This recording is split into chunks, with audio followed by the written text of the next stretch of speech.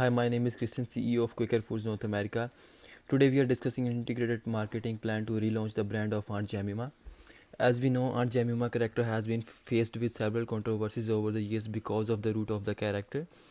Using such a character as a brand felt as a celebration of the slavery that the woman at that time underwent, which is why the brand name and logo has always been met with controversy in regards of this. For primary market, it has been analyzed that mostly people of 35 to 54 years purchase Aunt Jemima products, and the majority of the consumers are African American or Hispanic with children. It is hard to do segmentation of our primary market on the basis of income because it is not a premium product and can be choice of anyone without considering income. Secondly, for the competition and market share in the pancake and the table syrup market of USA, Aunt Jemima has the highest market share of 39.5%, with the run-up brand Mrs. Butterworth lagging behind with the market share of 15.7%. There are some other competitors in the pancake mix and table syrup industry, which are store brand Log Cabin, Hungry Jack, Caro, Maple Grove Farms, Vermont Mate, Golden Girdle, but these brands are quite behind Aunt Jemima's market share. Most importantly, we are planning to spend about a year to relaunch the brand after the pandemic is over. In the next phase, we have the product portfolio of Aunt Jemima includes 4 different products: pancake mixes, self-rising flour, pancake syrup, and easy mixes.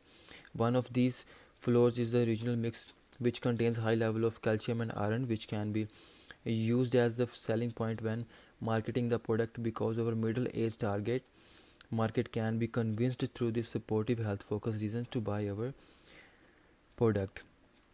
For pricing, Aunt Jemima uses a flexible pricing policy due to the business to business system of distribution. In order to protect their financial interest, we will employ this mode of pricing to make sure that when they distribute their products in smaller quantities, they would have higher cost as opposed to the times when they distribute their products to the buyers who purchase in higher quantities. Then for pricing strategy, currently the major target market of the Quaker Oats company along with Aunt Jemima lies in the United States and Canada only. This is why PepsiCo takes into account various factors then deciding the distribution channel for Aunt Jemima. They want the product to be easy accessible by their consumers in terms of market exposure, distance and location.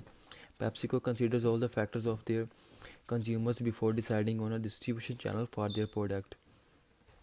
To promote, as we know, Aunt Jemima has reached its maturity level after serving for 100 years in the market, and now it is moving towards establishing product differentiation and brand loyalty.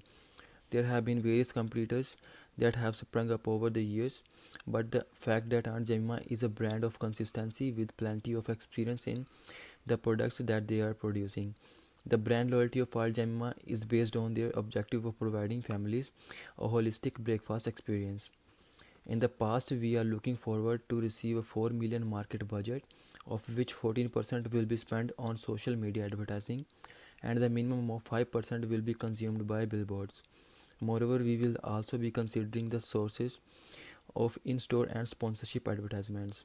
Our advertising objectives would be like try to reform and change the outlook of the brand by changing consumers' perception regarding it.